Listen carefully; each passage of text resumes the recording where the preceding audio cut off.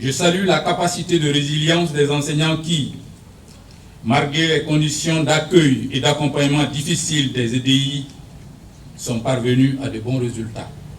De bons résultats. Cette journée d'excellence dans la Comoé s'est voulu celle de la reconnaissance. Vous méritez la reconnaissance sociale et officielle de notre ministère, d'où cette journée provinciale de l'excellence. D'un taux de succès de 55% l'année dernière à 69,47% cette année, ce bond considérable a permis de hisser la région des Cascades de la 12e à la 6e place au classement national. Ce progrès combien considérable, nous le devons à l'engagement de tous les acteurs sur le terrain qui, malgré la psychose de la crise sécuritaire, ont abattu un travail très remarquable. Quête de l'excellence dans un contexte de défis sécuritaires. Ce thème prévaut dans tout son sens.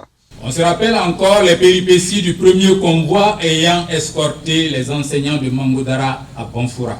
Également, on se rappelle l'attaque du poste de police de Yendere dans la commune de Nyangologo la nuit du 5 juin 2023, veille de l'examen du CEP, session de 2023, à seulement quelques mètres du champ de tir.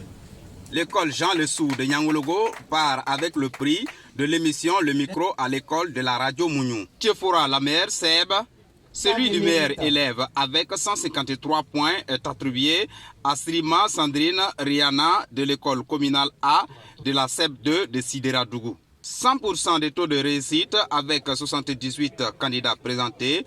Ouattara Maïmouna est la meilleure des enseignants cette année dans la province de la Comoé. Recevoir ce prix, ça m'encourage davantage à mieux mener ma mission.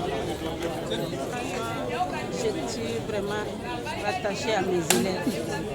Mes enseignants, tous les enseignants du Burkina Faso, mes parents, mes camarades, et je les souhaite longue vie. Cette journée a pu se tenir grâce à la contribution des partenaires sociaux et des fils de la province. Une activité qui magnifie l'excellence. Je pense que lorsque notre image est associée à cela, c'est un honneur pour soi-même en tant que fils de la région. Le message que je peux donc passer aux fils de la région, c'est de dire que donnons-nous la main pour faire en sorte que, pour pousser au loin, donc, comme on dit, les limites de l'ignorance.